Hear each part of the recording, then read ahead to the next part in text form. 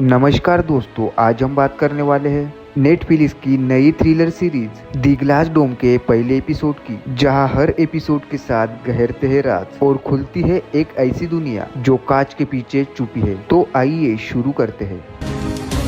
कहानी की शुरुआत होती है 13 साल की लड़की लैला से। वो अपने माँ के लिए सिगरेट और अपने लिए मिठाई लाने दुकान जाती है और सामान लेकर घर चली जाती है। वो लॉक को खोलने की कोशिश करती है, पर लॉक पहले से ही खुला होता है। वो जैसे ही घर के अंदर जाती है, उसे एक अनजान आदमी किडनैप कर लेता है। पर जब उसे होश आता है, वो अपने आप को एक रूम में पाती है। कहानी अब प्रेजेंट में आती है और हम देखते हैं लैला अमेरिका में क्रिमिनोलॉजिस्ट बन गई है। वो एक प्रेस कॉन्फ्रेंस में स्पीच देती है और कहती है बाल किडनैपर पैदाइशी बुरे नहीं होते, ये लोग इमोशनल ट्रॉमा से गुजर रहे होते हैं। तभी लैला को उसके फादर का कॉल आता है। उसे पता चलता है उसकी माँ अब इस दुनिया में नहीं रही। वो अपने माँ की खबर सुनकर अमेरिका से घर वापस आती है। घर वापस आते ही उसे पुराने हादसे के बारे में याद आने लगता है।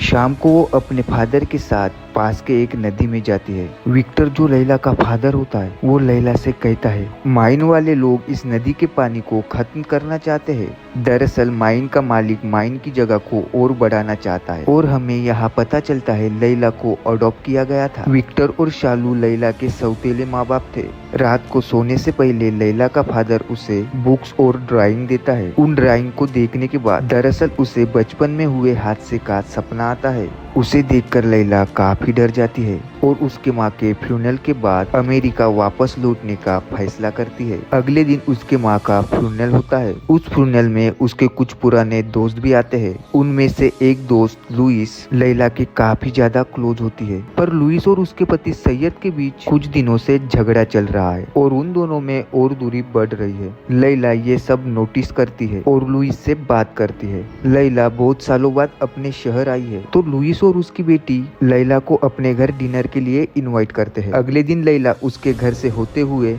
अमेरिका वापस लौटने वाली थी, क्योंकि पास्ट में जो लैला के साथ हुआ, यहाँ रहकर उसे अपनी पुरानी यादें ताजा हो रही थी। अगले दिन लैला डिनर करने लुइस के घर जाती है। वो देखती है लुइस के घर का लॉक पहले से ही खुला है, पर घर के अंदर गाने बज रहे थे, इसलिए लैला को लगता है लुइस उसे सरप्राइज देने वाली है। आगे लैला लुइस को आवाज देते देते घर के अंदर चली जाती है। वो देखती है लुइस ने अपने हाथ को काटकर सुसाइड कर लिया था। लैला अब काफी घबराई हुई है। वो अपने फादर विक्टर और चाचा थॉमस को कॉल कर बता देती है लुइस ने अपने घर के अंदर आत्महत्या कर ली है। थॉमस अपने कुछ कांस्टेबल को लेकर लुइस के घर आता है। लैला का फादर विक्टर भी एक पुलिस ऑफिसर था, पर अब वो रिटायर है, तो पुलिस विक्टर और लैला को अंदर आने से मना कर देते हैं। थोड़ी देर में लुइस की माँ भी आ जाती है। वो रोते हुए कहती है कहाँ है मेरी बेटी। वो अपने बेटी की मौत को सुनकर काफी दुखी है। उसकी बुरी हालत देखकर विक्टर उसे शांत करने की कोशिश करता है। लुइस को तभी लैला की बच्ची की याद आती है।